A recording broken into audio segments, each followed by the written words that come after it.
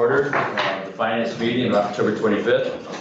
I'd like a resolution for approval of tonight's agenda. Moved by Mr. Denise, second by Mr. Smithers. Any discussion? All those in favor signify by saying aye. Aye. Opposed? Motion carried.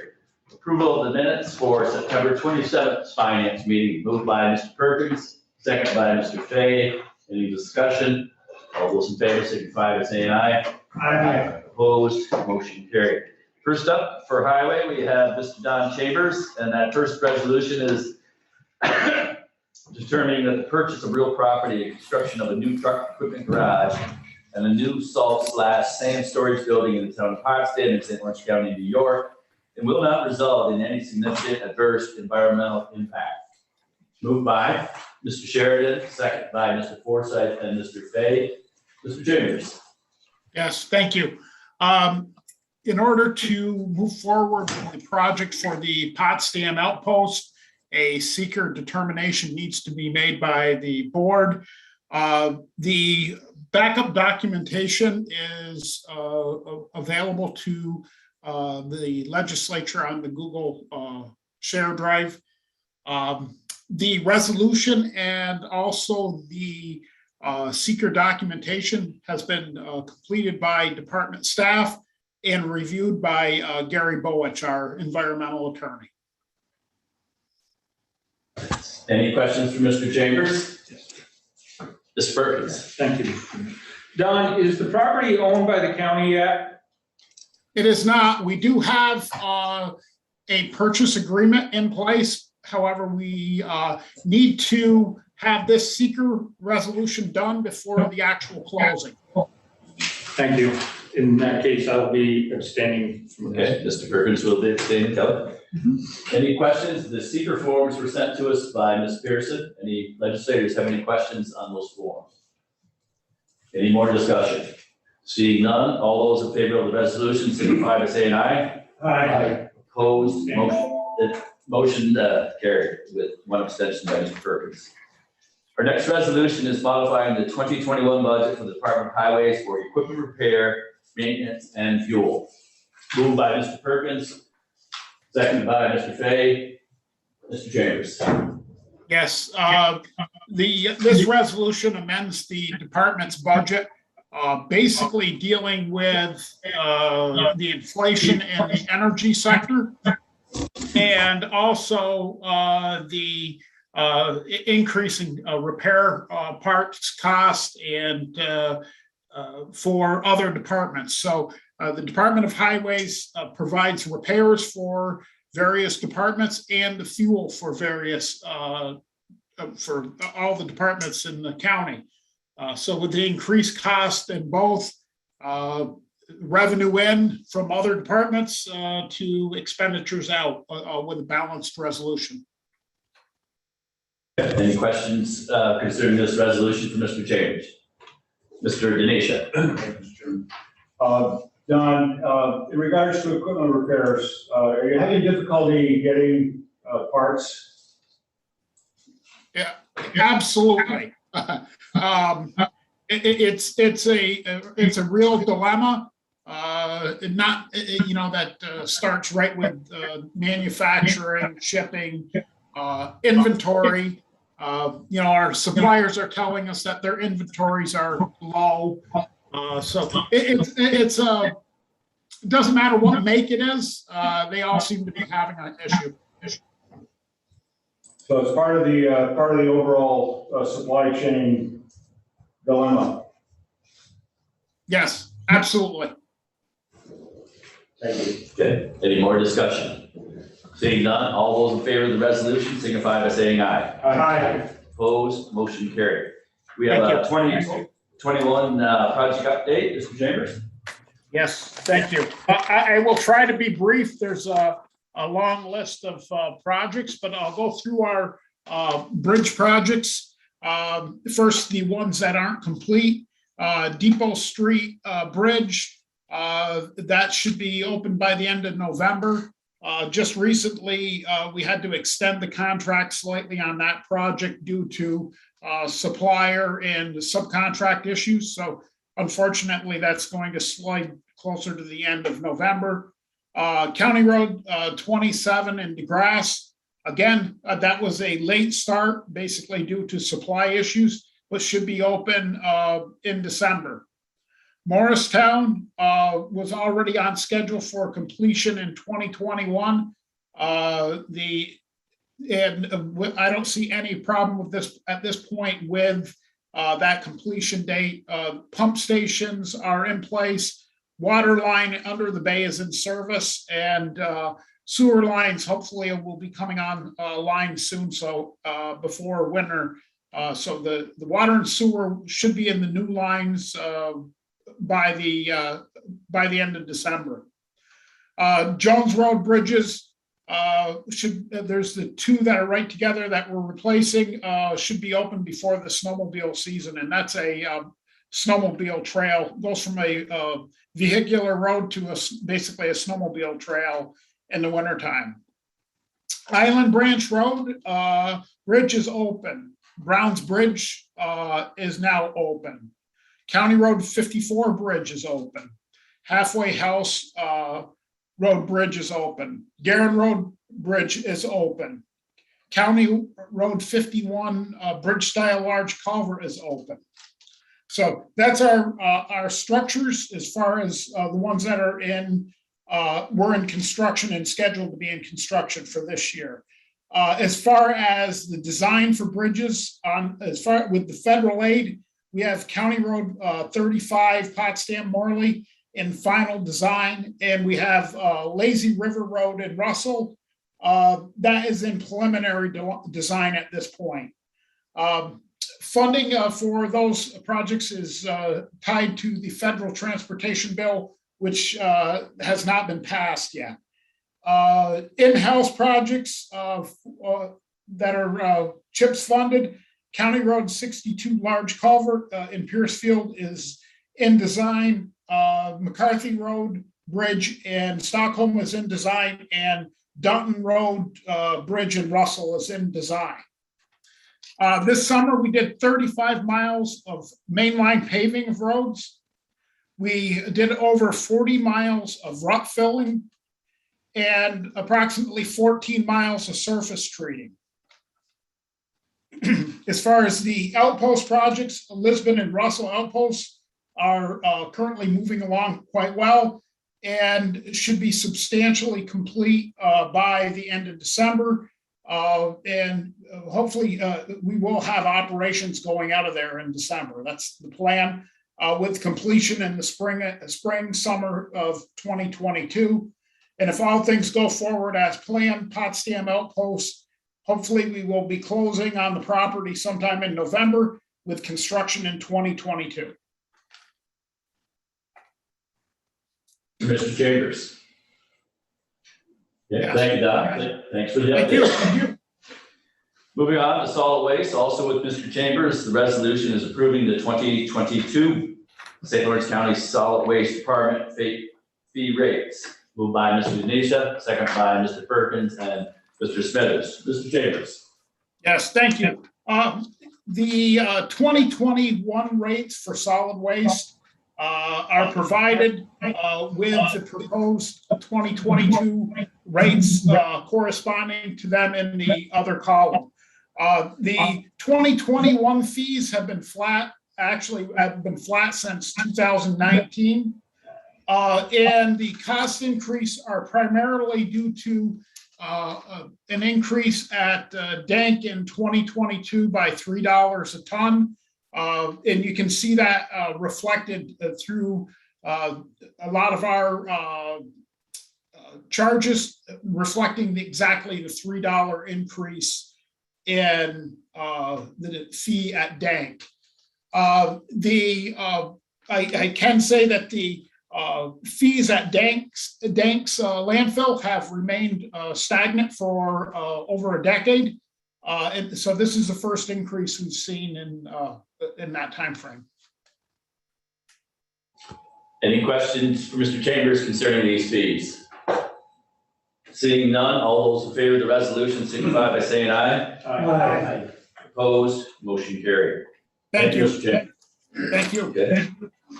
Next up, our county attorneys, Stephen Button The first resolution is authorizing the chair to sign an amended contract with Odin Environmental LLC for expanded environmental investigation of property owned by Grants Gas and Grocery, and for initial environmental investigation of property owned by Rosalind Zamaka, Bruce Galloway, and Fleet Technologies LLC.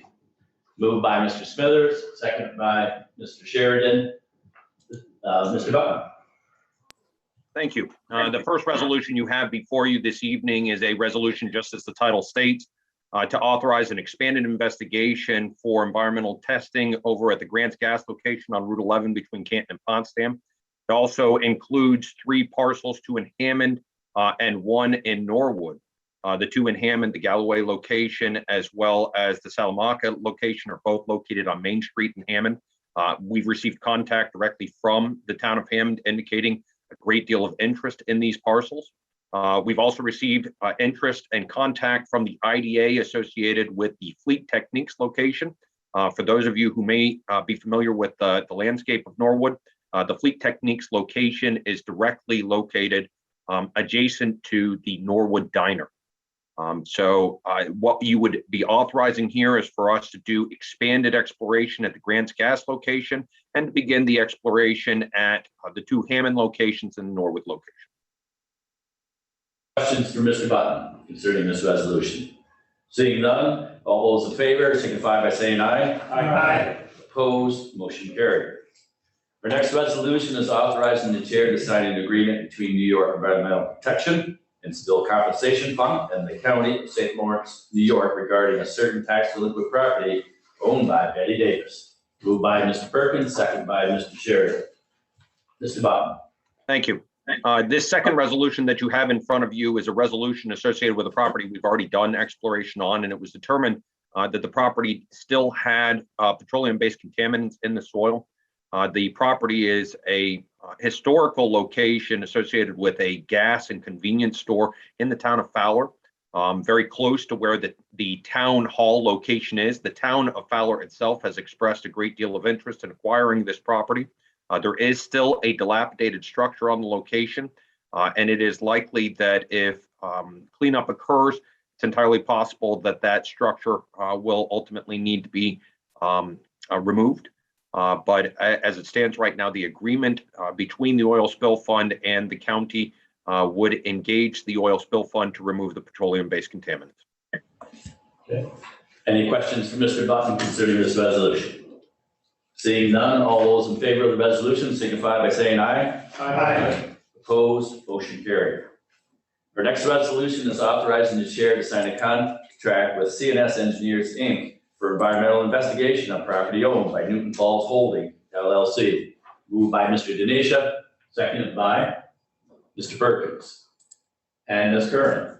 Go ahead, Mr. Button. Thank you. Thank you.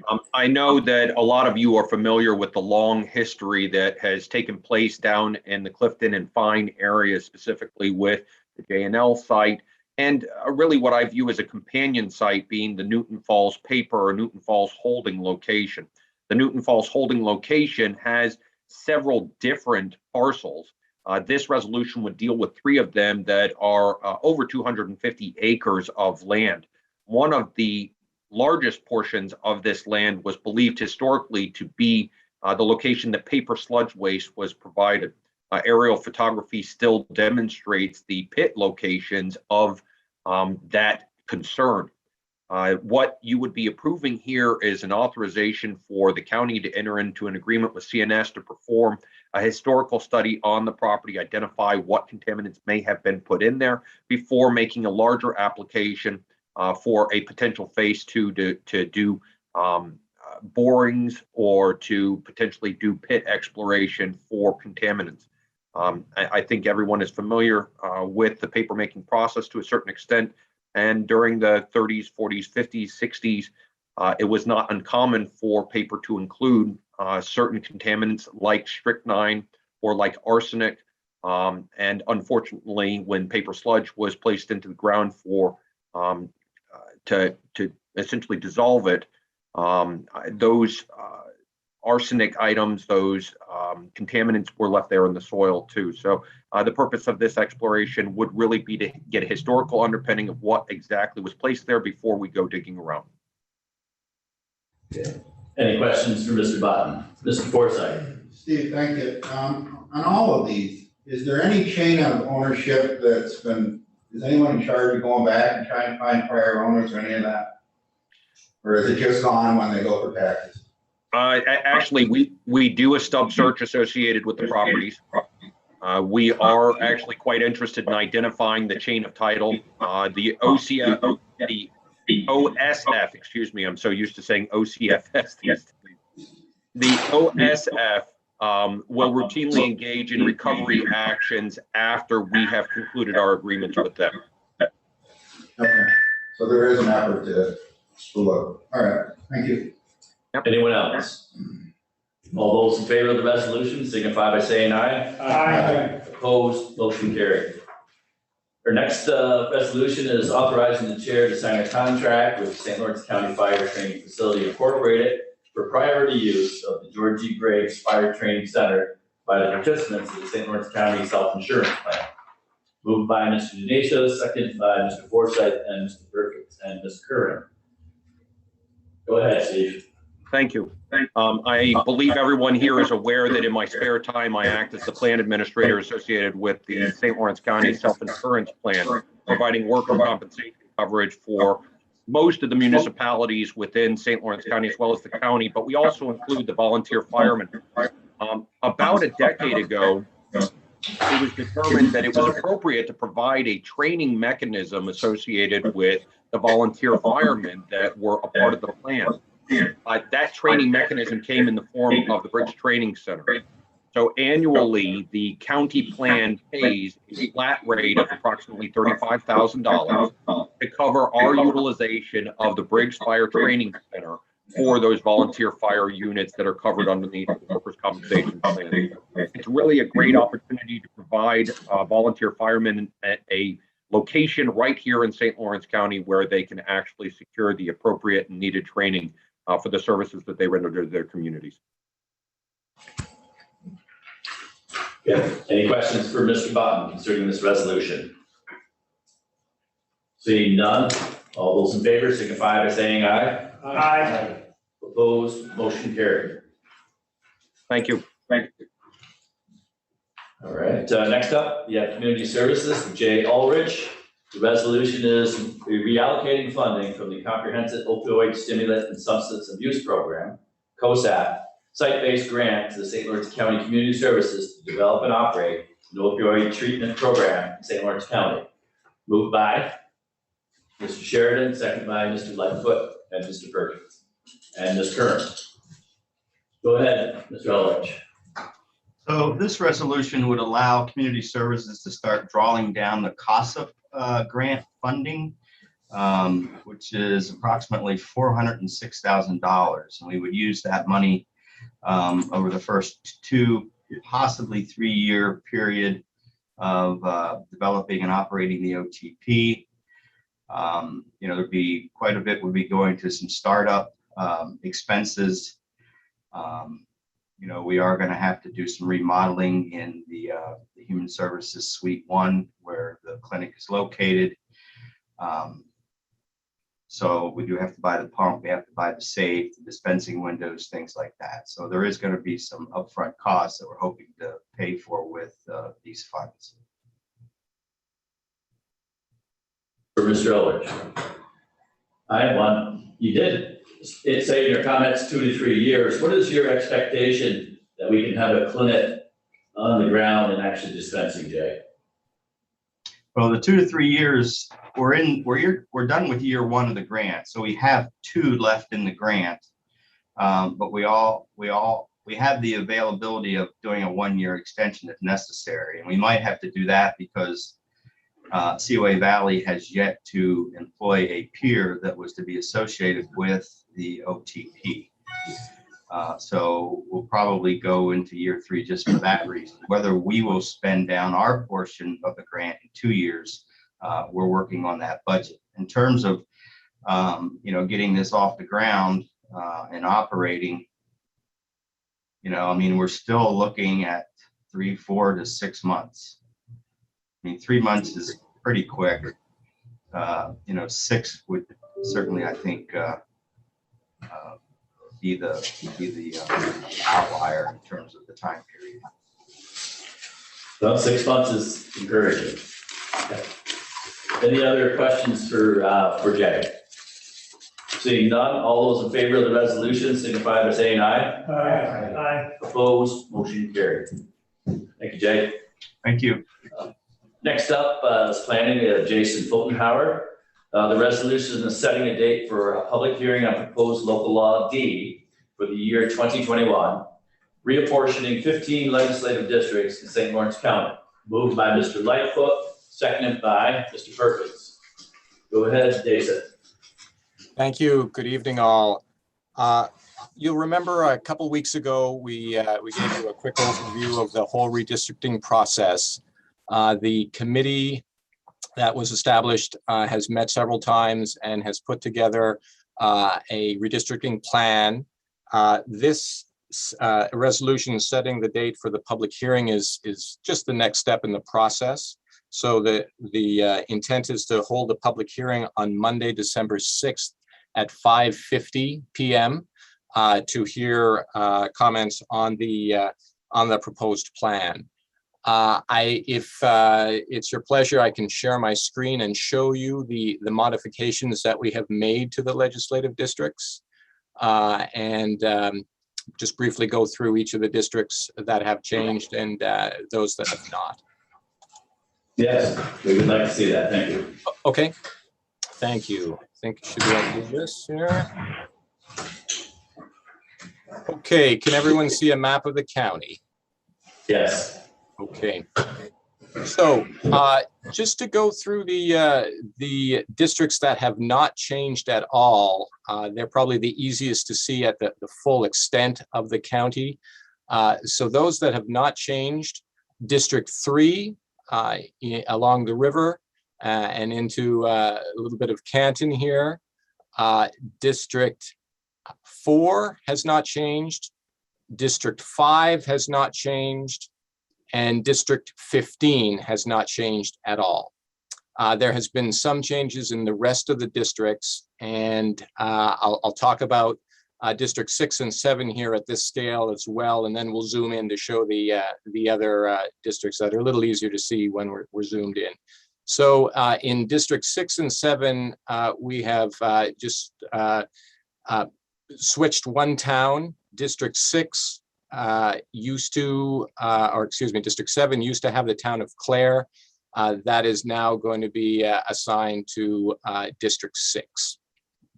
So now let me just zoom in. We'll start with District 1 and 2 now up in the city of Ogdensburg. So zoom in, if everyone can see that a little more clearly. District 1, the city of Ogdensburg lost some population, so we needed to take some population from District 2. So here you can see a yellow outline. This is the existing district, and the new district includes these several blocks in the town of, in the city of Ogdensburg.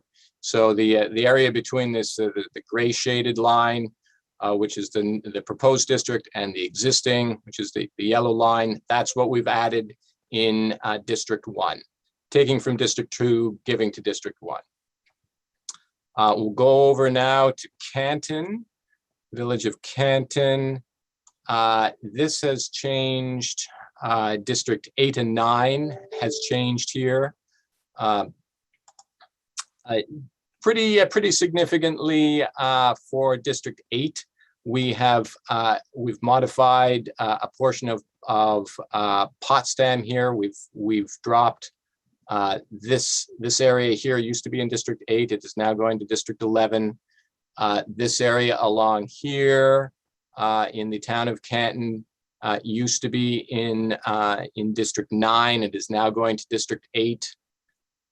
And in the village, I think that's all the changes for 8. In the village, of Canton itself, we've added some annexations.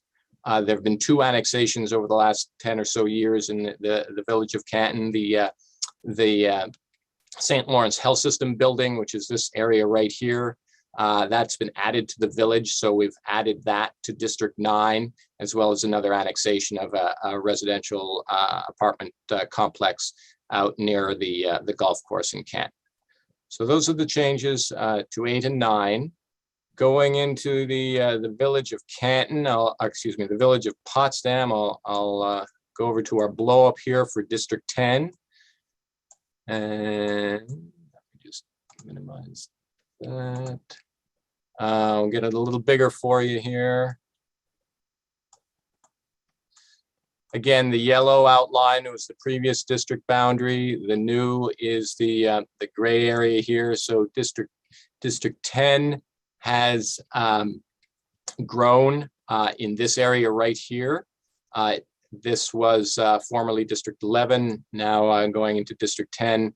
Also another annexation in the village. This is the Lowe's store north of the village. That area was annexed in, and that is added into District 10 because it is within the boundary of the village of Potsdam. Get back out here. District 11 again has changed. I noticed, or I mentioned the zoom out a bit. This change over here. This is an addition to District 11. We've also added this area here that was formerly District 12 into District 11. So District 12 modified here. This again going to District 11. 13, moving on to 13 and 14 in the village of Messina is where we see changes here. Get to the zoom. District 13 originally contained this portion of the village of Messina. That has now been given to District 14. So this area right in here. So, and again, as I mentioned, 15 has not changed. And so that's pretty much the extent of the changes to the districts. And I can answer questions, or the committee members can answer questions, whatever your preference. Good. Fantastic. Chair of the committee, Mr. Lightfoot, do you have any comments tonight? No, I don't have any. The only thing I can say is that we accomplished this with the least possible amount of changes. Being guided by the law, we're unable to divide up any of the towns, and it's just the villages and the city of Augsburg that we are able to make adjustments in. So we're strapped in regard to making adjustments.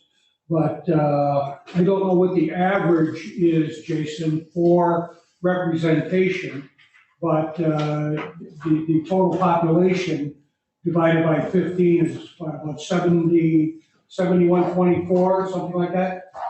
That is correct, yes. The total population of the county was 108,505, is 108,505, but we do have to subtract prison population from that number. So that's what generates the average for the 15 districts at 7124. So perhaps you could tell us, and I don't have it in front of me, what the district with the greatest variations are. What numbers are they? Yes, sure. The greatest variation, I believe, was 5.47% variation. And if you bear with me just for a second, I can find that. I'm sorry, I don't have it right at my fingertips. I can get that quickly here.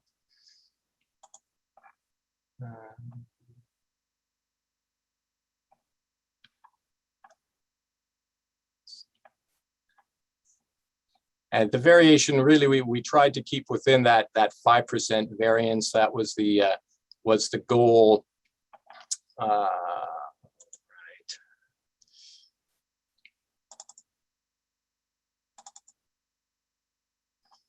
So 5.67 was the biggest variation. That was District 14, new population of 7,528.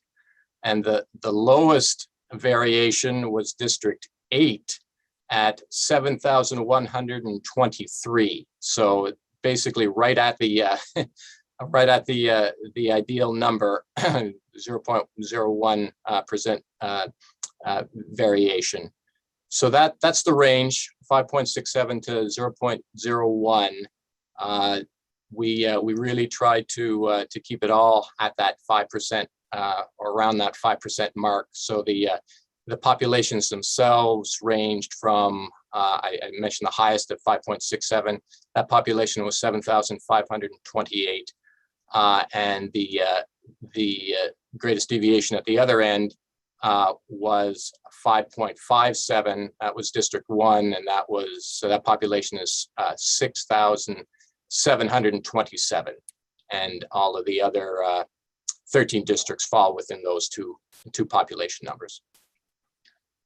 Changes then were the changes that had to be made by the Board of Elections.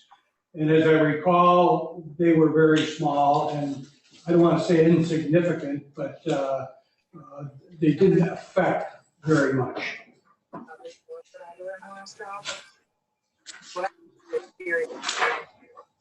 I can comment on that if that's a pleasure of the chair. Sure, go ahead. Yeah, just to Legislator Lightfoot's point, we did communicate with Board of Elections and the election districts that, again, what makes up these legislative districts are election districts, and there is just one modification to election districts that had to be made from last time, and that was moving one election district in the town of Messina. District 4 went from District 13 to District 14.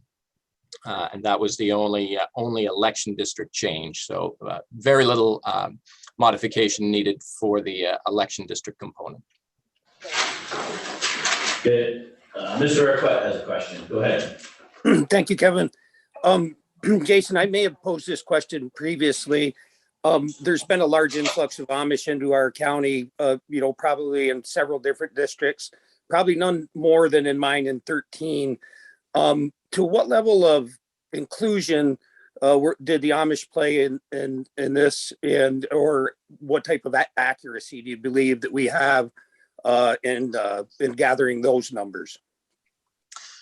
Yes, the question is a good one. It's a difficult one to answer. There isn't a designation on a census form where a individual would identify themselves as Amish. So it's really difficult to get anything from the census population numbers, what the actual Amish count is in your district or any of the other districts. But certainly in general, to try to get the Amish to participate in the census was something that we did focus on and tried to encourage, try to get notifications out to the population centers, the Amish population centers, conversations with the various bishops around the county to encourage them to fill out the census forms when they did receive them, because the enumeration process does go to is intended to go to every house, including Amish homes and farms. So there should have been someone from the Census Bureau that would have gone to those Amish houses to attempt to count them. Thank you. You're welcome. Okay. Mr. Baker. Jason, what was the date of of, that this count, was as of?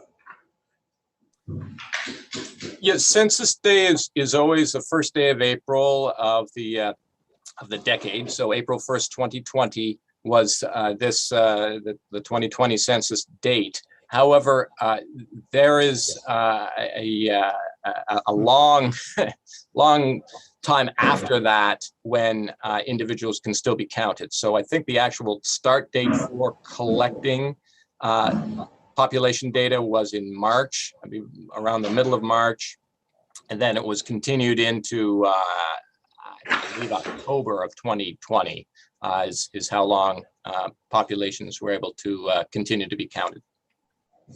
Now, in March of 2020, that was when COVID hit. Mm-hmm. And a lot of the college students in both Canton and Potsdam were either sent home or, were off campus. Were they still counted even though they weren't here?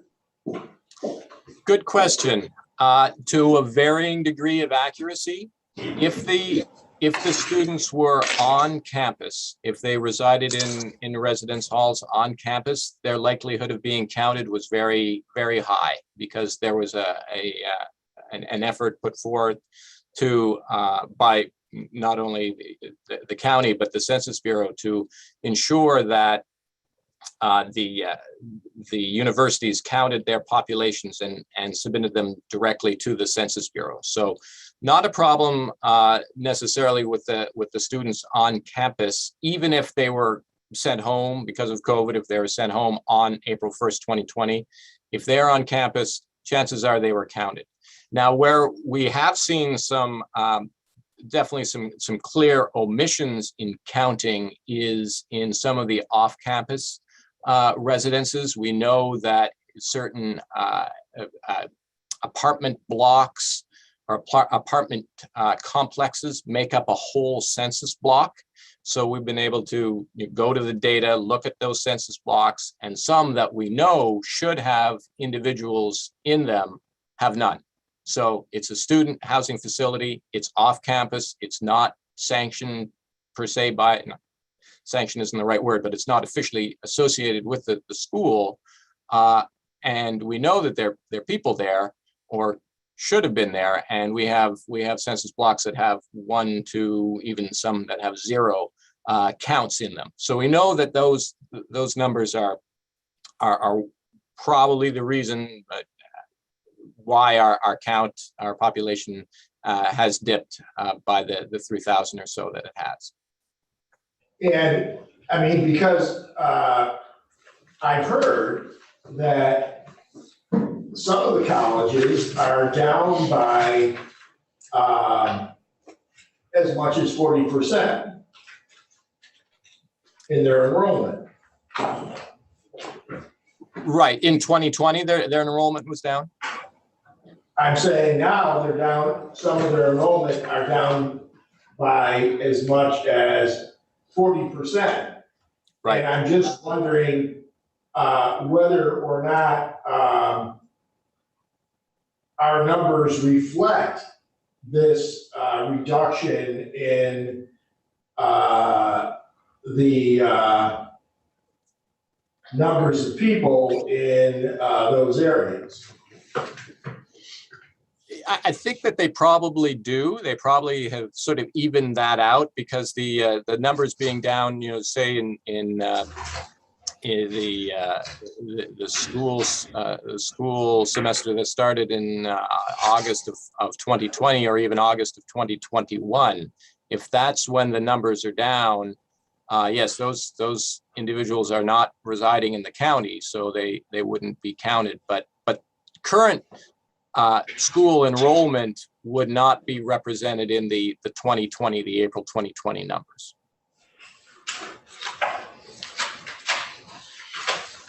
Good, thank you, Jason.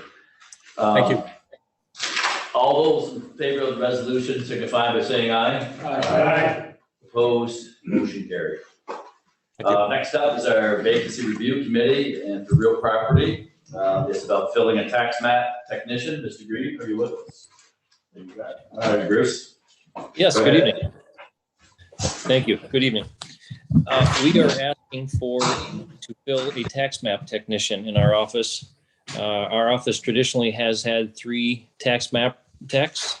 Our senior tax map tech had just retired back on the end of August after 30 years of service. So we are looking to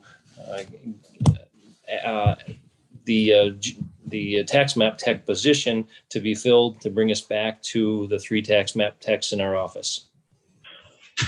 Okay, any questions for Mr. Green concerning this position? Seeing none, we'll move on. Thank you, Mr. Green. Thank you. Next vacant position is for the Office of the Aging, a senior advocate worker. You're in Montgomery or with us? There you are. I am Go ahead, here. Yes, thank you. So this is a resolution that would be adding, abolishing an advocate worker for the elderly and creating a senior advocate worker for the elderly. As COVID has extraordinarily increased our client volume, we have many more clients that need case management. And it's a requirement of the state that they be of a certain level of position, and the advocate worker doesn't work for this case management duties. So we would like to abolish the advocate worker and create a senior advocate worker, which is a grade 21, allowing us to meet the state requirements and continue to expand our program services for the elderly. Any questions for Ms. Montgomery? Mr. Denisha? Just wondering if you still have your nice candle on there. I do, and if I could figure out how to turn my candle, yes, you would actually see, I sent it to Kelly because she also wanted to see my candle, and there's a kitty sitting next to it, so it's a nice view. Thank you, Andrea. Any questions, other questions for Ms. Montgomery? Okay, thank you, Andrea. Thank you, have a great night. You too. Next up, our county administrator's report, Ruth Doyle. The first resolution is modifying the 2021 budget for the county administrator's office for costs associated with court-ordered treatment services at the New York State operated inpatient mental hygiene facilities. Moved by Mr. Lightfoot, seconded by Mr. Fetty. So this resolution provides an opportunity for us to yet again modify the budget based upon court commitments that we have no say over. You may recall a few months ago, maybe the beginning of October actually, that you passed a resolution requesting that the state take a look at this process, but also to return to the 50-50 share that we had been enjoying for a number of years until 2020. So we actually just received another bill, and the sheriff phoned today and said he fully expects an additional person who's just waiting for a bed to be added to make 4 going into the next couple of months of this year. So our expectation is that these funds will be needed. And similar to last year, the total we spent last year was $784,000. So very difficult to budget for. In some years, we don't spend 100, depending on the need. And so much preferred to set aside some in the 43007 account, but also move it as needed. And if we don't need it, it returns to fund balance. Questions? We don't have any questions. The state used to cover all this. No, they used to split it with us 50-50. Okay. And they changed it by regulation rather than executive budget. Put this on our legislative agenda. Yes. Okay, all those who support the resolution? Right. Yes, go ahead, Mr. Lightfoot. Can you explain to us what the criterion is for someone to be required to have that level of, whatever you want to call it? And what does it take as far as change in the person in order for them to get out of there? So as I understand, it's the court's decision and a court order that places these folks for care. I was corrected by our community services director in our pre-committee because they don't actually, in his estimation, receive treatment. They receive rehabilitation in order to be fit to stand trial. And that may take a short amount of time, that may take a long amount of time. So once that occurs, they may be released, prepared to stand trial, and the cycle can begin again. And they can be recommitted and go through the same process in order that they be prepared to stand trial once again. So that in order to be able to stand trial and assist in your defense, I would assume that this is all psychiatric work that they do there? I believe it is. Thank you. Okay, any other questions? Seeing none, here we go. All those in favor of the resolution signify by saying aye. Aye. Opposed, motion carried. Next up is the third quarter financial update. Mrs. Doyle. So we're bringing you lots of information on our finances this evening. The first is our third quarter report. As you will note, the summary report is behind the department report this month. And that gives you an opportunity to look first at all the funds combined. So in the summary report, there's 4 departments that I think typically are a little bit tricky to identify how they're doing. And that's much easier to identify in the department breakdown. Those departments are the Board of Elections, County Clerk, Real Property, and the Treasurer. And that is because those departments receive their revenue very early in the year. And so essentially they're working backwards into utilizing the costs. So if you look at the department breakdown, you can actually see those salaries that are being spent, the equipment that's being purchased, the contractual items that are being spent, as well as, of course, the benefits that go with it. So it's not as though when you look at the summary and it's inverted, so they're still making money for the county, that they're not also still running their departments. So that being said, you can see those, and I would just point out Board of Elections, as you all know, they're coming into their very busy season. They're well behind at 58% in their salaries. And again, they see their revenue of almost $1 million very early in the year. County Clerk, trending right where we'd like to see her. She's at 75%, 76% in revenue. That's something I think that's been very volatile during COVID. So we're going on 18 months now. I think that she made us all aware. If not, I will tell you now that we're going to start seeing on a temporary basis the renewals associated with St. Lawrence County. So when you mailed those in, those were getting processed in Albany.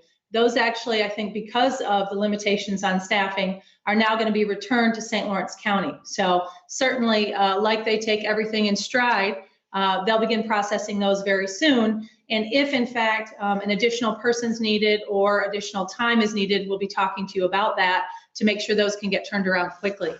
We want to make sure that those renewals get back to St. Lawrence County folks as quick as possible.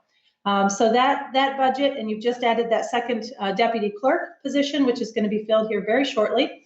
The other 2 that I mentioned, Real Property, again, that revenue comes in early. That's over on page 5. Again, trending right where you want to see them, 74% in personnel, and coming back on that revenue to an average county cost that you're looking to see. And then the Treasurer, which of course is the repository for all things revenue, is at 70% in that salary. Nothing out of the ordinary, a little higher on contractual, but trending just fine, 72% in appropriation. So I think that's the nice part of the breakdown in departments when you're looking at the revenue. But you're seeing in that summary report 6 departments who are over 75%. And that is all, when you look at the revenue, all driven by revenue that's either lagging or quarterly reports. We do our best to get you real-time information, but sometimes that overlaps with the departments seeking revenue from the state or other grant entities that are coming in. You have 5 departments that are not yet at 70%, so they're seeing a decrease in their spending. Personnel overall for the county is only at 70%. So typically we end up just about 90 to 92% in the overall spend. And we're seeing revenues across the county coming in at around 72%. So seeing those 5 departments that are lagging, that certainly would pull back a little bit on that goal of 75% at your third quarter. Are there any questions on the third quarter report or concerns? I see none. Okay.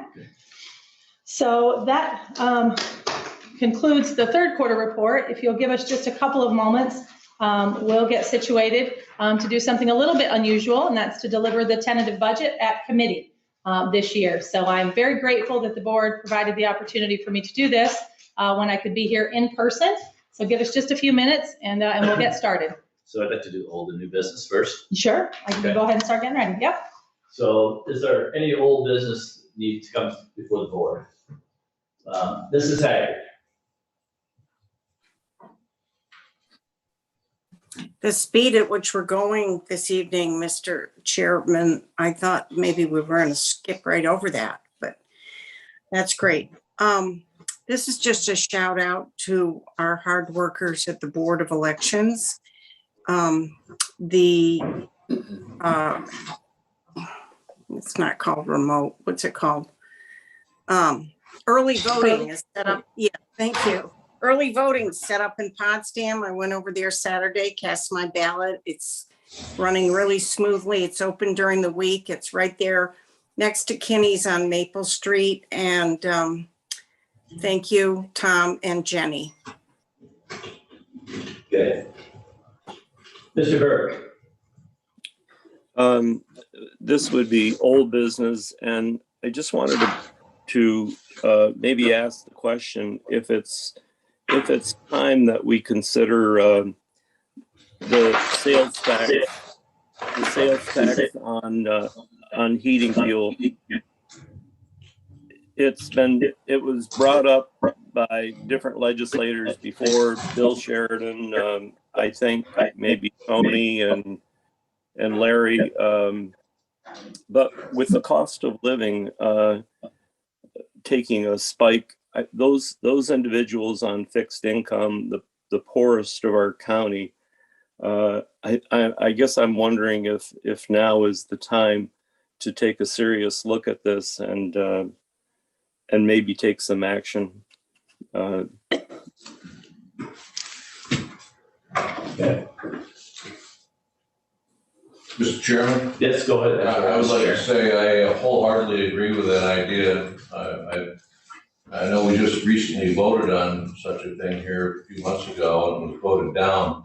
But I do think that in light of some of the information we're getting in terms of what's happening now for the gas prices, not only for home heating fuel, but car, gasoline, any type of fuel, and what's going to happen in the future. It looks like it's going to just continue to rise.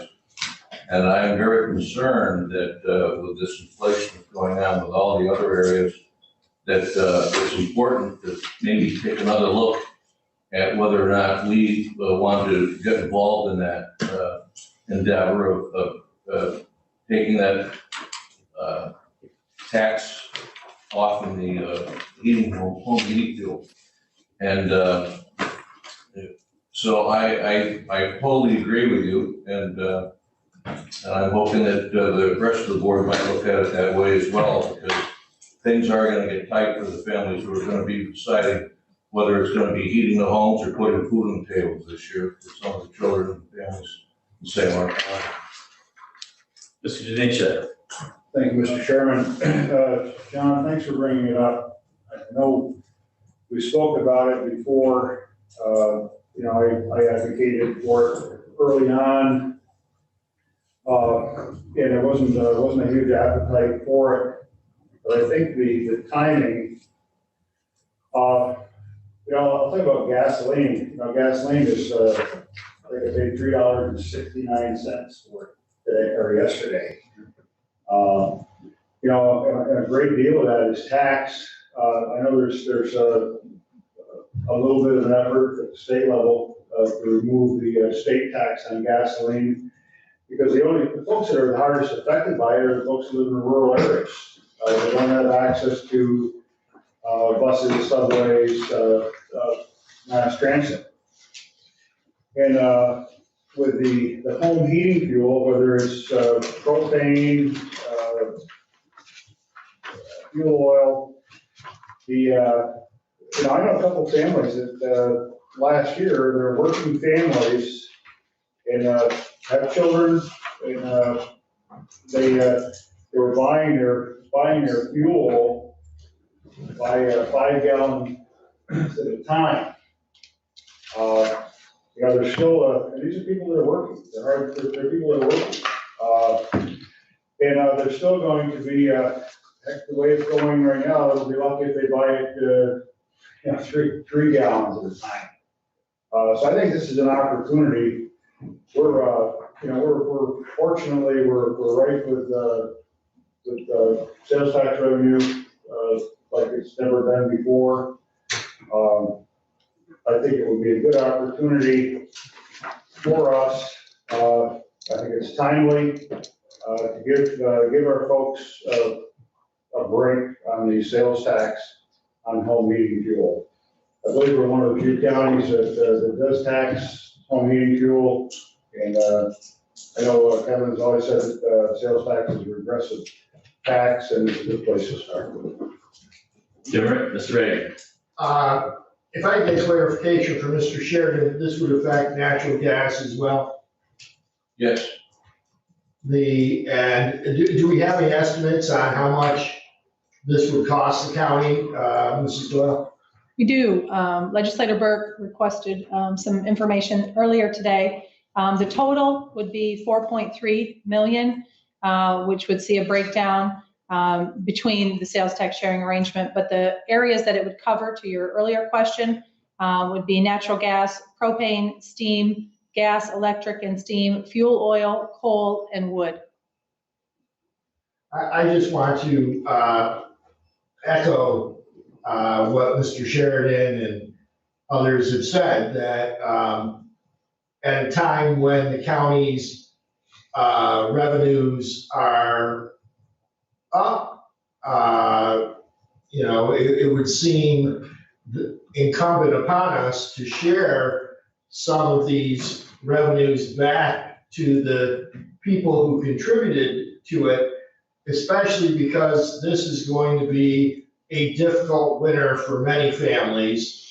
And if we can help reduce their heating costs, I think it'll be come at a time when they need it the most. And I think that the county can well afford such a reduction in a tax on that affects so many families. The sports side. I think it's all been said. And Bill, I don't know if we voted on that portion. I don't remember if we did. I remember on the 10% property tax reduction.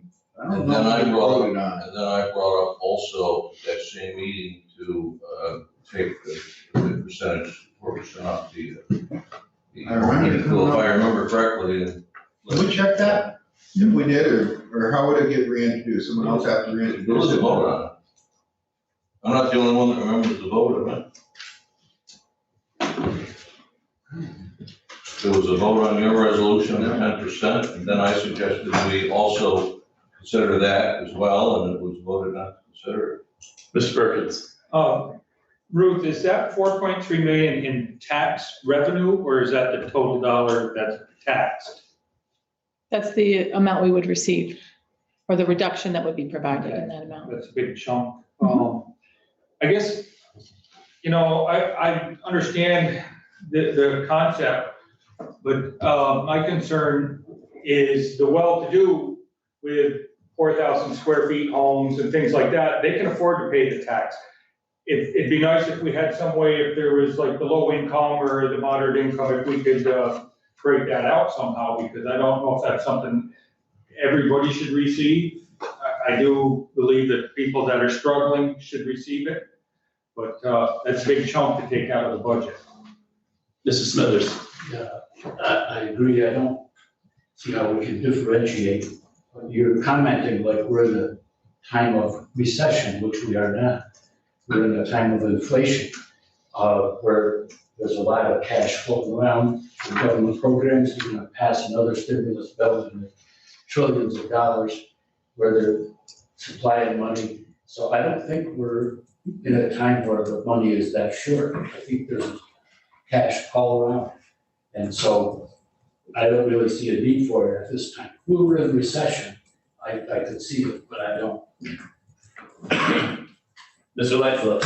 One of the other things that needs to be considered is that the towns, the city, and the villages get half of our sales tax revenue, approximately 50%. They're gonna lose that. $4 million, they're gonna lose $2 million, the towns. Individually speaking, I don't know what it is per town, but it would be nice to know what that would do. I am not in favor of a change. This would be a shift that a tax that is paid by every individual in St. Lawrence County. And it would be a shift strictly to those that own property.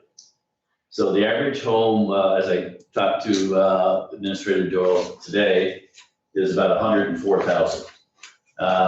If you look at your small farms that own lots of property, may not have income, may have a negative income. Their farms are valued at much more than 100,000. They may be valued at $500,000 or even $1 million and be actually struggling to actually purchase food. This burden would become strictly on those that own property. It is a complete shift. This is a tax that is paid by everyone, whether they drive a car or heat an apartment, what else, everybody is paying their share. There are programs available for those that require assistance. It's a heat program. We know about the program. We know that there is some, that it serves its purpose well. We know that there's people that exploit it. But the biggest thing that I think this shift in tax revenue would be strictly made up by property tax owners, and I don't support it. So are there any new business? Mrs. Haggard? Or actually, I'll go with Mr. Manelli, she hasn't spoken yet. Thank you. Just a comment on what you were saying, Mr. Tanisha and Mr. Smithers, I agree with as well.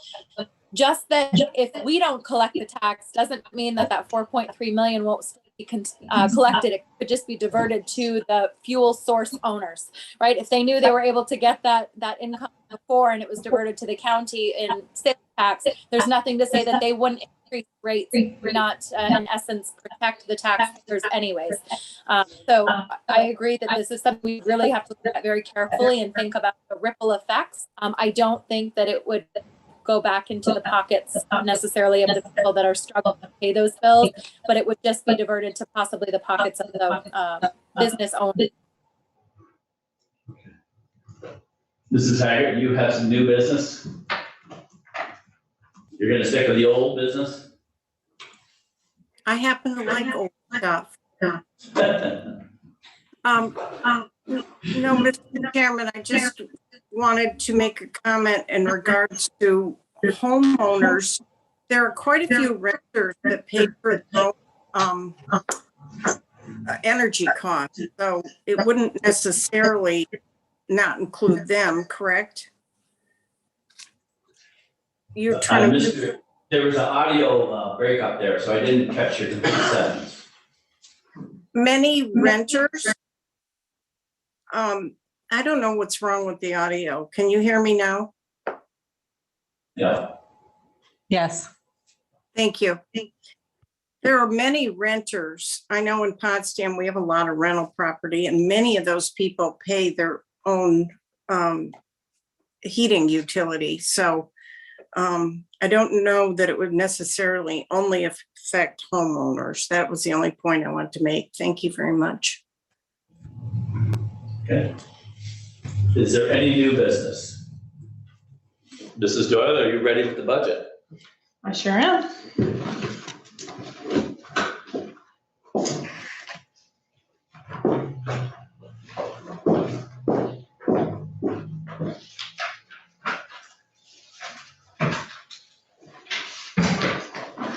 Hope we used colors this year that everyone can see okay, but if not, let me know. I can speak to the ones. I think I did it with my mask on last year, if I recall correctly, so we're further away from everyone this year, and hopefully you'll be able to see all the numbers. If you can't see them online, just give us a shout, and we'll make sure you can hear what's there. So I'm honored to present the 2022 tentative budget to you. This is my 7th budget as administrator and the 15th budget that I've been a part of. In January of 2022, it will be my 18th year in St. Lawrence County. It's a privilege to serve and to continue to diligently plan from a budgetary perspective for the unknowns, which are now more than ever. As budget officer, I'm tasked to meet the needs, consider the risks, follow the policy guidance from all of you, and produce a budget each year. Remarkably, I have great support at all levels, from budget team members to department heads to fiscal staff, who all have a role. In a couple of slides, we'll go through what that looks like. So the agenda for tonight is, we'll go through the budget review process and adoption. I'll go over the goals as we took a look at things, provide you with the tentative budget review summary, give you a picture of what the levy and the true value tax rate looks like in the tentative budget, go over what we're looking at for health insurance and retirement costs, provide you with an update on partner agencies that we do annually, give you a snapshot in time of some of the county successes, what our fund balances look like, but also provide you then with a little bit of an update on the workforce, which we'll delve into more as the month goes on. Also provide you with an understanding of the high level of changes and challenges that we face. And then I'll provide you with an optional investment of the tax cap for this year, provide you with an impact on the homeowners, and then lastly, we can discuss how you'd like to review the tentative budget this year. I've taken to providing this to you each year because I also think it's important, now that it's also available online, for the public to understand how we go about the budget process. So each year, we begin the department requests in July. The personnel are loaded, those requests begin in May and June. The department requests come in and they're processed, questions are asked, and the budget team then sits down with each department to go through and ask questions, research information, make changes, offer suggestions, and typically we bring them in at least twice. So this year was no different. We're sharing this boardroom with the district attorney, so we were a little mobile this year compared to other years, but we had an opportunity to sit with each department and go over their budgets. We then move to the tentative budget. Last changes are made, a lot of cleanup occurs from the discussions that take place with departments, and the tentative budget is level 3. Level 2 is with the departments, and level 1 is those entries. After tonight, we'll move to level 4, because if the Board of Legislators would like to make any changes, we'll make those changes in level 4. And then ultimately level 5, which will be rolled over in January of 2022, will be the 2022 budget. 3 goals for 2022. Continue to recover. Certainly, we don't have the plight of some other counties in New York State, but in many other ways, between the impact it's had on families and our staff, the economy, businesses, everyone is in a recover phase. So that's one of the important aspects of our budget. Reinvest, we certainly have some help in the American Rescue Plan dollars that we'll talk about in the coming months, but to reinvest in ourselves is also important. And a number of projects are coming forward that you've taken action this year, but you'll see most of that work occur in 2022. And then I think the next step will be to redefine what we do, to redefine what county government's role is for the people of St. Lawrence County. And I think that's an ongoing, living discussion about what the board wants it to be. So, getting right into the numbers, the 2022 tentative budget brings you a levy that's $67,000 lower than 2021. $50,332,681. A 0.13% reduction over the levy this year. And those numbers aren't very dark, so I do apologize. Revenue has been increased by 5.7%, and appropriations have increased just behind that at 4.41%. We did, again, appropriate fund balance from the highway fund. Last year, or in 2020, we appropriated $1,063,000. This year, we appropriated $500,000. And next year, we're proposing to appropriate $250,000. Now, keep in mind, we're also using the highway fund balance to support the construction of one of our highway outposts. We also used just about $2 million this year to purchase equipment for the highway department. Neither of those with any type of financing. Now, you did approve financing for the Lisbon and the Russell outposts, but we thought it was important to demonstrate use of our fund balance on a project of that significance. So that's a 50% reduction in our applied fund balance. But our goal is to demonstrate responsibility, now that we have some savings, as they call it, in our fund balance, to utilize those to buy down the levy.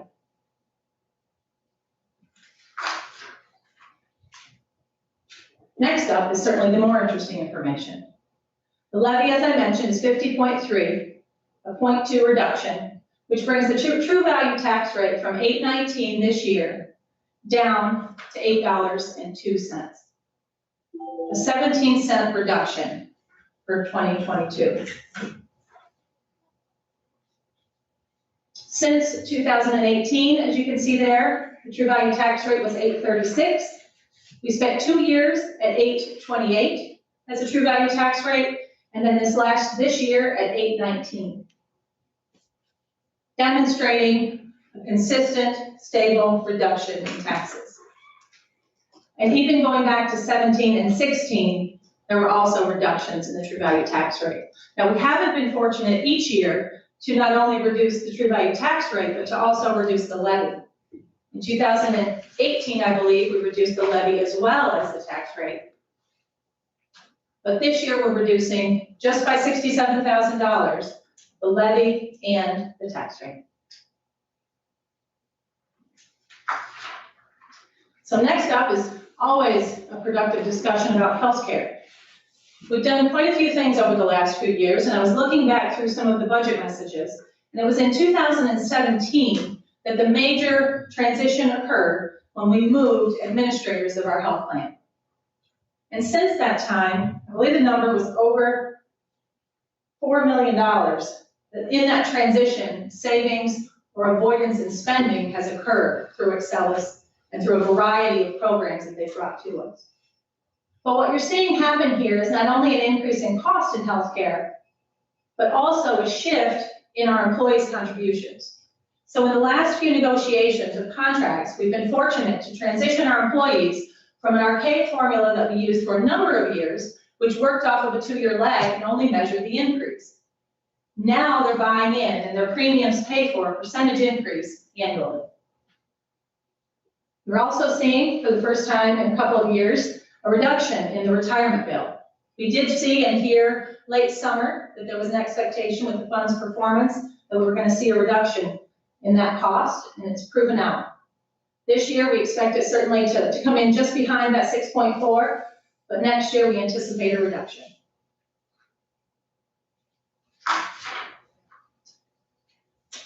Next, I wanted to give you just a high level of the contributions for partner agencies. They all received a modest increase, with the exception of the trail coordinator. However, as you'll recall, with the trail passes and the local law that's now established the fund, the hope is that over the next year, we'll be working with the trail coordinator in that transition to sort out how the materials, how the work, and how all of those efforts are taken care of. Soil and water sees a $10,000 increase.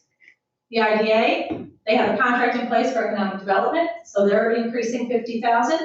The historian, we've now separated, as you all know, from the Historical Association. That had a $3,000 appropriation in it this year, so that's increasing. Our hope is we're going to see some work very soon on the National Register and some work here with the old jail. Historical Association and Museum is going from $15,000 up to $15,450. Cornell Cooperative Extension, a great deal of time was spent this year with public health. As you all know, we split the appropriation for Cornell between public health and the county administrator's budget. So this year, we've actually looked carefully at what can be reimbursed through state aid, and made that number a more tangible number for the nutrition education that Cornell Cooperative Extension takes care of. And the Chamber of Commerce saw a modest increase to $202,130. But our full expectation is that occupancy tax is rebounding, and they'll see that split, as you may recall, the 75-25 that we pay at the beginning of the second quarter to rebound for them as well. This last year, there was no amount above the appropriation they received. Now, just to take a moment and highlight some of the county successes.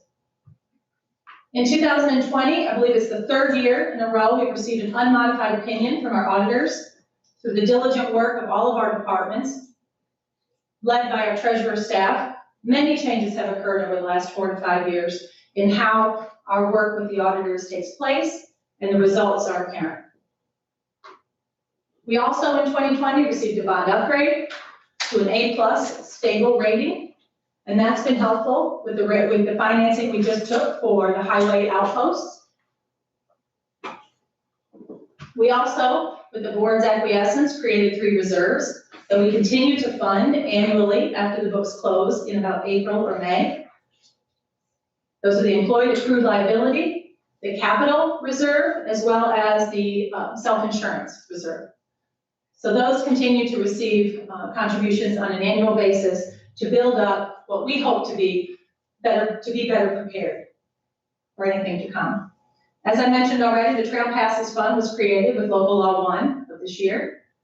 Our highway outposts, I'll share some photos with you. I had a great opportunity to travel around with Don and Chairman traveled with us to Russell to take a look at the progress being made. So I'll be sharing some photos of those with you. We're getting moving again on the public safety complex upgrades. We have a meeting for tomorrow afternoon to talk about the HVAC systems. We're going to be moving forward with some relocation that's going to interrupt about 5 departments, I believe, in that building. But that's also going to prompt some work to be done over here in the courthouse. Also, we've been successful with the board's report of creating a satellite office in the city of Ogdensburg, and we've relocated 14 social services staff to that location. That's both relieved some concentration of staff on the 3rd floor in the H.B. Smith building, but it has certainly the bearings of, I think, a good opportunity for the county. And finally, this coming year, we hope to, barring any supply ability that we have to get the fleet, our plan is to finalize the 6-year transition we've made in moving over to leased vehicles for our fleet.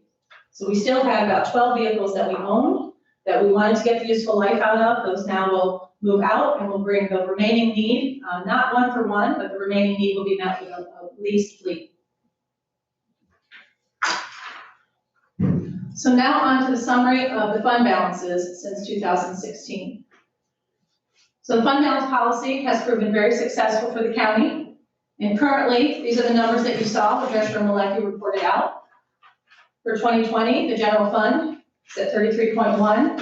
Our road fund and road machinery, remember those are the areas that we've been hitting particularly hard with both the construction and the equipment purchases over the last couple of years. But we feel strongly that's an important way to demonstrate that we don't need to finance each time.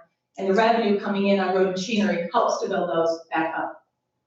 We also then have in liability and casualty, 2.4 million. Those 3 funds are all reserved. So when you look at the general fund, that's really the number you want to look at. But all funds told, we like to make sure you know that number, 41.5.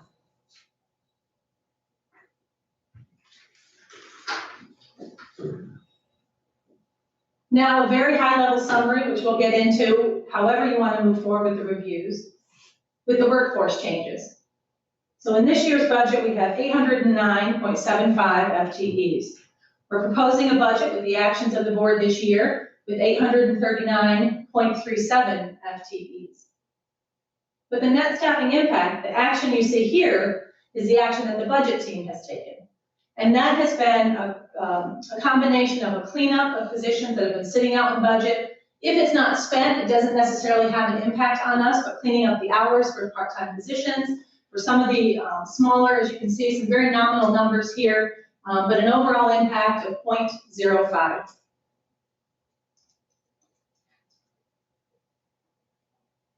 And like I said, we'll get into more detail with all the adds and changes through the entire year when we do the department, whether we do the department reviews at the jurisdictional committees, or if you'd like to see each department before you. So just a short list here, again, high level of our county projects. The Outpost construction is well underway. Our satellite office in Ogdensburg is operational. We'll continue with the interoperability project. I believe there's a meeting tomorrow evening as well to continue that discussion on the radio. There's also an additional couple of towers that they're talking about, as well as a massive radio upgrade project that's coming your way. Also, we're talking in great detail about a repurpose for the former correctional facility. Public safety complex, you've indicated conceptually that you're supportive of the changes we want to make in the public safety complex. So as I mentioned, that's moving forward. And then with a couple of the departments that will actually leave the public safety complex, what we'd like to do is make sure that we paint and carpet the areas they're moving into in the courthouse, because if they move in, it's likely we won't take care of it. So we'd like to make sure that those are done before they occupy.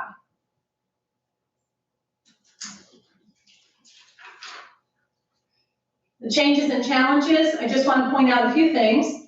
Governmental services budget, you probably also noted that in your quarterly report. The governmental services department has been absorbed into the county administrator. So when you see the FTEs numbers jump, as you will recall, Dylan's taken on some of the purchasing function, and we have our superintendent of buildings and grounds who reports directly to me. So we've combined those budgets and been able to bring that under the county administrator. So now we have the subsections. You'll still see buildings and grounds, you'll still see purchasing, along with our special items, the auditor, and the other units in the Board of Legislators budget. As I mentioned, with the personnel numbers, the position and the hours have been cleaned up, and we'll go into greater detail when we look at departments. I make mention here the American Rescue Plan funds. We certainly will be having more conversations about that. We have received our half of the amount that's provided to the county. So my hope is in the coming months, we'll not only know our revenue loss so that we can utilize some of those funds, but also that we can push some of those funds back into the community. My goal would be to have chairman appoint a committee. I believe he's been having some conversations to do that, to move forward in making some recommendations that the board can take action on. And then I've also included $16,000 in the budget for tuition reimbursement to get that program off the ground. I have been a little busy this fall, so I have not taken the action necessary to put that into motion, but my hope is after delivering the budget that I can move into getting the information we need. I have had some separate conversations with employees about their interest in doing this. I have received a couple of policies from other counties that really lay out nicely that I'll bring to you to take a look at. To get that program off the ground. I think it's a wonderful idea, and I'm hopeful that we can get that into place very soon. The challenges we faced are certainly, as we talked about earlier at committee tonight, the cost increases associated with materials and supplies. Some are predictable, others are not. One of our big challenges has been receiving materials that we've ordered. And even in receiving materials, some of them are much more damaged than we've noticed in the past. Whether that's because they don't have drivers or they don't have folks to load the trucks properly. There's a whole host of supply chain issues that continue to impact the county. For commitments, we talked about and we took action on a resolution tonight. I have not made accommodation in the budget, as I mentioned to you before. My goal is to respond with contingency, untargeted typically, if in fact the numbers require that we pay the bills for court committed individuals. And lastly, we'll be talking to you, the social services review and recommendations. We've appropriated funds to that. My expectation is that will go through February or March. So you'll be hearing about that for the rest of this year and into 2022. And then taking action or bringing recommendations to the board to vote upon. Lastly, and that's what I'm starting to talk about, the recycling solution. You'll be hearing about a little bit this evening, but more in the coming weeks about how we hope to deal with the recycling challenge that we have. And we are the only of the 3-county region who are continuing to struggle. Lewis and Jefferson both have their recycling sorted out. Our solution may be a little bit more expensive, but I think it will set us up for the future. So that's something we want to bring to your attention as well. So the optional investment. So for this year, the tax cap is $1.1 million. We didn't use any of it. And we actually reduced the budget by $67,000. So that brings you to that full amount remaining of the $1.256523. That's available. If you'd like to add that to appropriations, we can certainly include it with capital reserve or the fund balance policy, or anywhere that the board would like to vote on adding that to the budget. So in doing so, the levy, as you see tonight, is a levy of 50.3 million, bringing you a true value tax rate of $8.02. If you were to add the tax levy limit or the tax cap, you would see a $51.5 million tax levy with an $8.22 true value tax rate.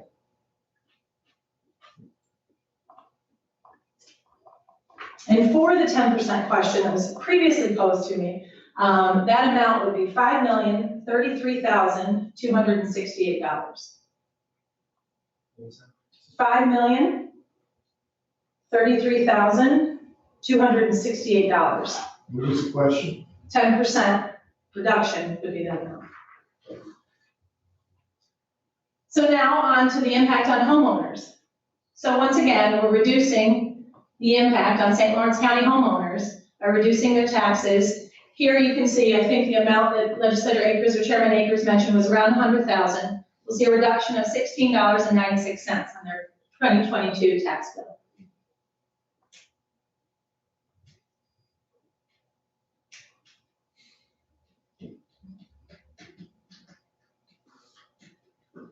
So next, oh sure. In the last 7 years of the budgets that you've put together, what you're showing the cost per, the tax cost per 50,000, 100,000, whatnot. What would the savings be over that 7-year period from what the tax rate was then to what it is now? So in 2015, the tax rate was $8.52 per thousand. Using the $100,000 line for the assessed valuation, for 2022, you see that $16.96. For the 7 years, that's $50.74 savings, all the way up to $101.48 on the $200,000 home. And for the $50,000 home, it would be $25.37. Thank you. 5%. Is there a question? Go ahead. Okay. I do have a fishing tournament. Yes. I think we appropriated over 100,000 this year in fishing tournament. And it's not noted anywhere that I noticed. Are we just gonna continue to operate out of fund balance? Contingency. And So we have, for the past few years, used high water funds. And there's a concern with the validity going forward of counting on those for the same reason. So the goal is, and prior to that option to use high water funds, we use contingency. would you think that perhaps when we do Cornell Cooperative and all those others, there should be a line item in that specific category? Chamber of Commerce, things like that, maybe if we're gonna continue on this fishing tournament road, maybe get it in there so it's a budgeted item and you know about it, and then we can just tell everyone, this is how much we got budgeted, here we go. Sure. You just come up with the title, will be a park or Whatever, agency or. whatever you want to tell us here. Development. Blue water. Well, we have been paying, we have an account. But I just think it would just resolve a lot of future issues if we just said, here it is and let's go with that. Good one. Good point. So, moving to the next slide. A couple of options for how we proceed. So that's your budget. You'll be delivered here very shortly, and typically we adjourn immediately after this, but there is a need for executive session. So I'll have Dylan and Kelly get your budget books for you, so you can take those with you tonight. And those joining us online, we'll have those delivered to you tomorrow. But the option for tonight, for right now, is to determine if you'd like to proceed with budget reviews as we have at the jurisdictional committees. We identify a section, much like you have old and new business, toward the end of the agenda, that we identify as the 2022 tentative budget. In those discussions, what we've done in operations and services and finance are having those departments who report take your questions when they're already at that committee meeting. That seemed to work. However, going back a few more years, we used to bring in each and every department. And so as I've done every year, I pulled together a schedule for you of Mondays and Tuesdays. So in that way, you see the dates listed here. On the 2nd, I only scheduled an early session because that's election day, so that everyone could have an opportunity, if they hadn't already, to vote. But it goes down through, there's a half-hour session prior to your committee meeting. Committee meetings for you all are split up this month so that we could also reconvene following the committee and have some departments come through then. And then Tuesdays is an early, some of you may recall, an early session, dinner, and then an evening session. That would, if the board is interested, put you on a schedule for December. Either way, you could be on a schedule for December 6th board meeting to have the public hearing and to vote on the budget at that time. As you may recall, and you'll see on your budget and brief that's included inside the cover of your budget, December 20th by law, by county law, is when the budget has to be adopted, or that which is presented and or voted on up to that point becomes your 2022 budget. But the goal would be, if you're interested, in a December 6th public hearing and adoption resolution. Questions, comments? Mr. Denisha. Comment.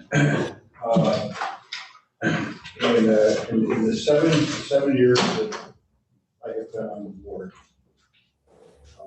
we've done the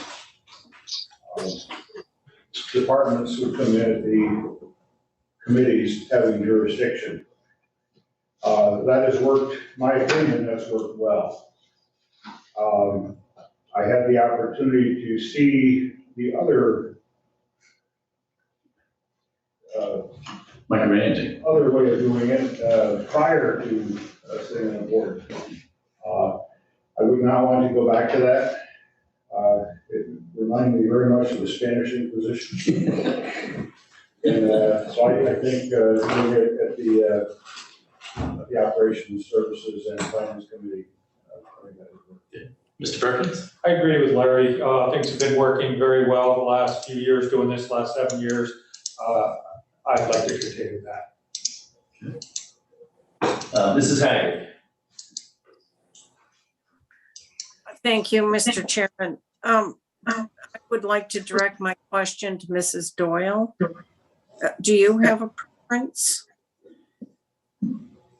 I do not. Either way the board would like to go, I will be prepared. Thank you, and thank you for a very good presentation. Mr. Arquette. Thank you, Mr. Chairman. I agree with Larry and Rick. I think it's been working good. I think the department heads do enough work for us 12 months out of the year, and certainly through the budgetary process. And I think that option number 2 creates a lot more workload for them that's really unnecessary. So I like the first option. Mr. Burke.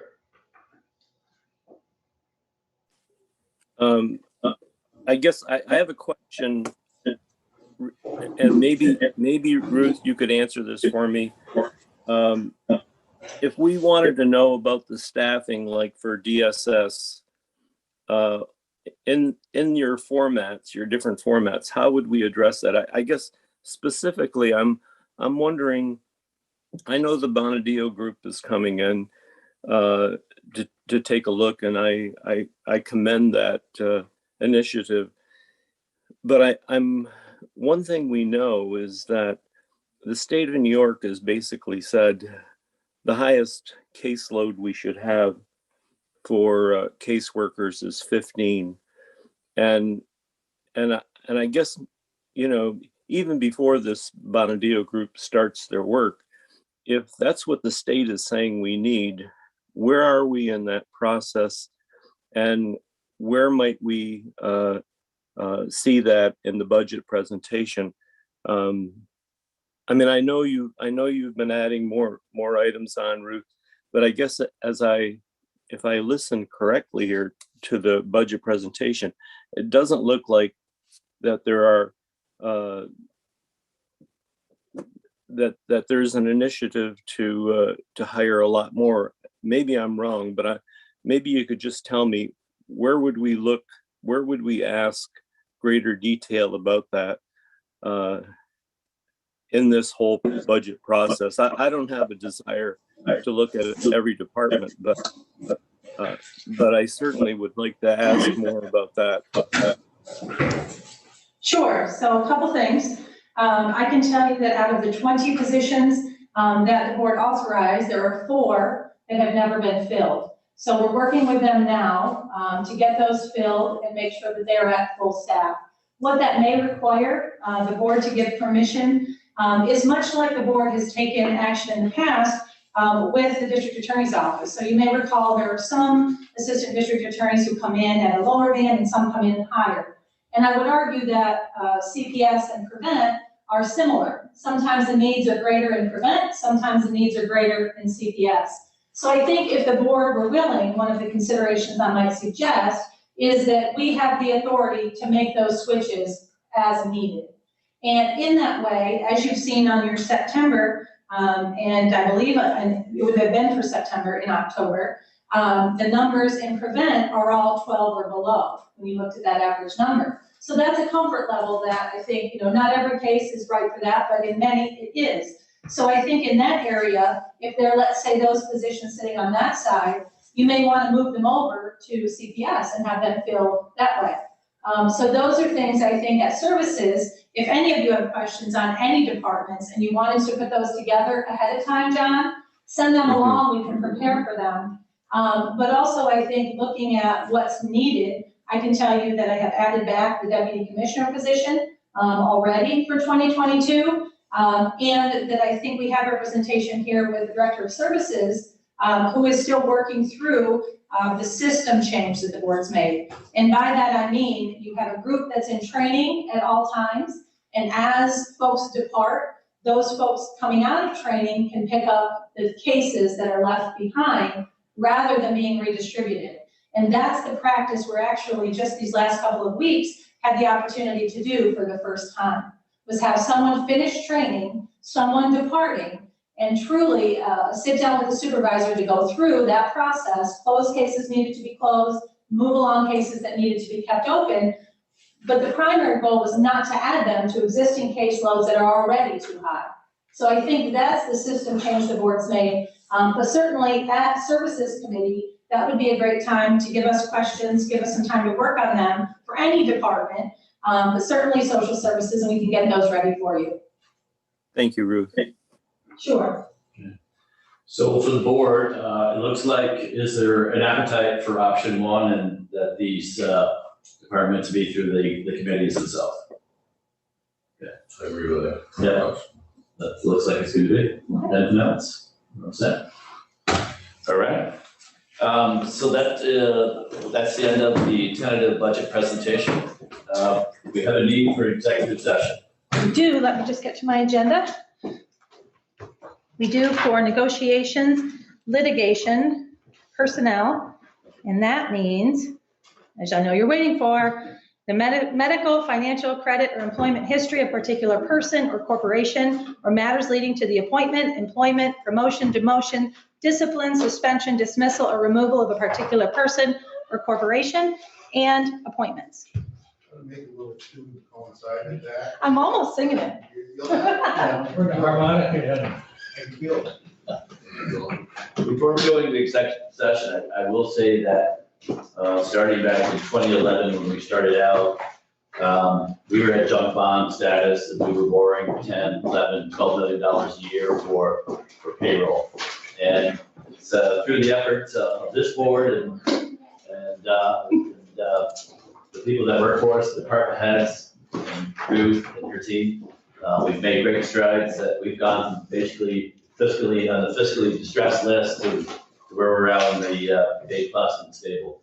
So and these have been bipartisan budgets. We've supported each other, and it's been great teamwork. And credit goes to Ruth and the department heads, the people that work for us. So I would entertain a motion to go into executive session by Mr. Lightfoot, second by Mr. Smithers. Any discussion? All those in favor signify by saying aye. Aye. Make it clear when we were talking about the sales tax, whether or not it was brought up. I just had Dylan bring out the minutes from July 12th. And it says that Mr. Forsythe moved to adopt a resolution to instruct the county administrator to design a budget to reduce property tax by 10%. Second by Ms. Kern. Mr. Reagan moved to amend the resolution to include removing sales tax from home heating fuel. Second by Ms. Kern. Mr. Reagan called the question, second by Mr. Perkins, and carried unanimously by a voice vote of 15 yes votes. The amendment failed by a roll call vote with 11 no votes and 4 yes votes. Reagan, Forsythe, Spear, and Kern. Motion failed on original motion by roll call with 12 no votes and 3 yes votes, with votes Reagan, Forsythe, and Kern being in the other 2 votes. Yeah. Just for clarification, because I know there was a question. Yeah, thank you, Mr. Sheridan. So nothing else to come before the board? No, sir. Mr. Doyle? So I entertain a motion to adjourn by Mr. Perkins, second by Mr. Denisha, and Ms.